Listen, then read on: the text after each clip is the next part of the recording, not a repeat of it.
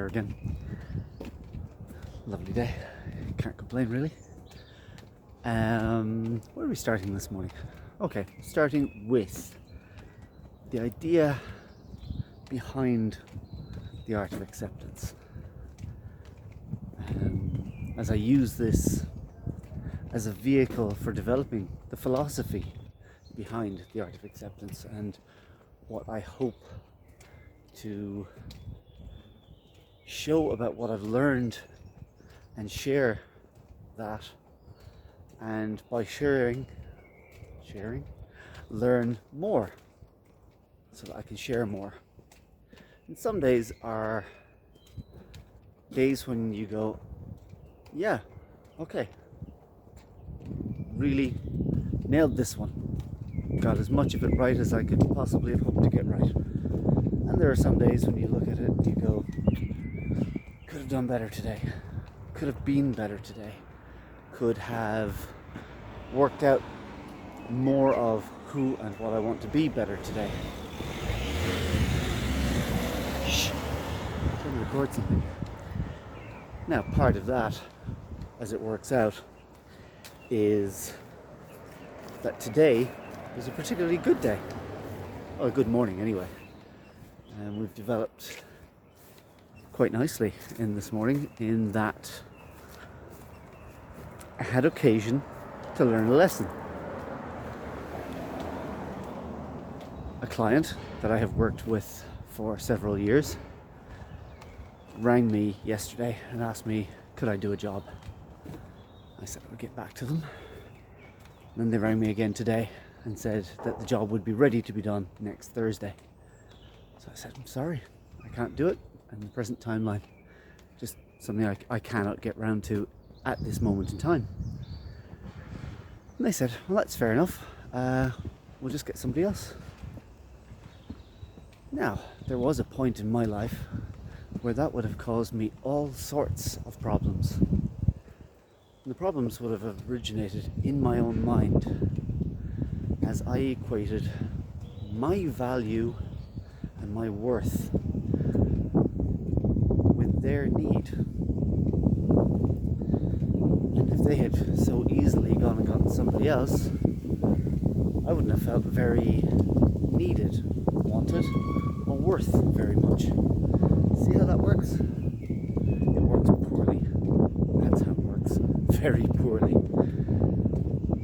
But this morning, I was quite happy to simply say, yeah, okay, you need to get somebody else because you need to get a job done and I can't do it.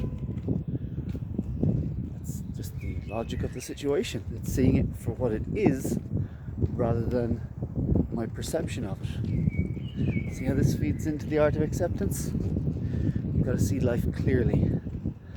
And I'm seeing life clearly. I know that that person doesn't do what they do in any kind of a malicious way. And I know that they'll use me next time if they need someone to do what I do. Or maybe they won't. I can't control that. There's only two sets of things in life.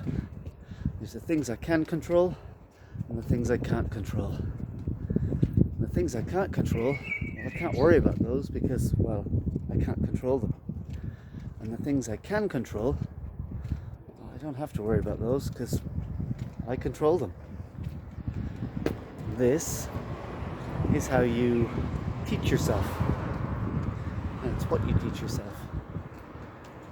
But when it comes down to the value you place on yourself, my value is not contingent on anybody else's need. My value is simply immutable. And that just means that it's a constant. I am worth something to me.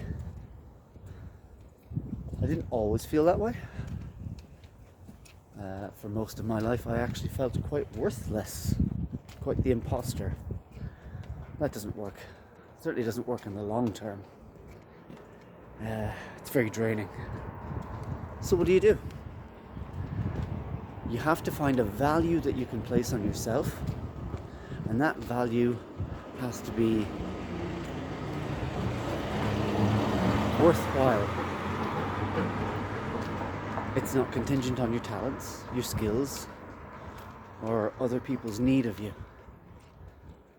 It's just contingent on how much you like yourself. So you have to learn to like yourself.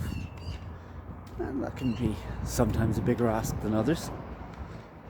But in the main, learn to like yourself. Learn that there is no value to be put on you that you don't put on yourself. And then put a really expensive price tag on yourself, because you're worth a lot. Because this universe would not be the same without you. It literally wouldn't be the same without you. It would not be complete without the energy that is you. So that was my first thought. My second thought was, the other person didn't set out to devalue me. They simply needed a skill set. I have it. They couldn't avail of it, so now they have to find somebody else with a similar or maybe even better skill set, or maybe worse. But that's not personal. That's just life. So I can look at that person the exact same way. Nothing changes. Nothing has changed. I don't feel devalued. They didn't set out to devalue me. As a result, I'm going through my day quite happily, and they're going through their day hopefully happily. So you see, as I learn more about acceptance, and as I mold the philosophy that is the art of acceptance as I've come to understand it, I'm going to share more of these because they help me be at peace.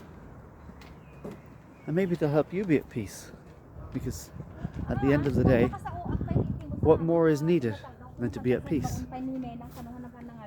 To understand that you control nothing in life.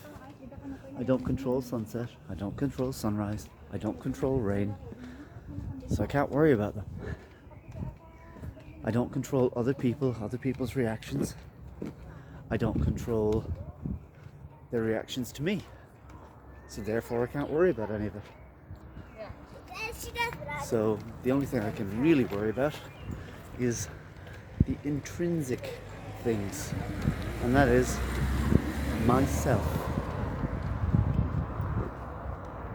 Do I measure up to my value that I place on myself? Because if I'm going to put a high value on myself, then I have to live to that value, and I have to espouse those values. And if I don't espouse those values, then I am not worth what I say I'm worth. So, that's it for this morning. Place a value on yourself, then live to that value. Have a good day. Oh, and again, if you like these, feel free to subscribe, feel free to share them, feel free to tell your friends. Talk to you soon.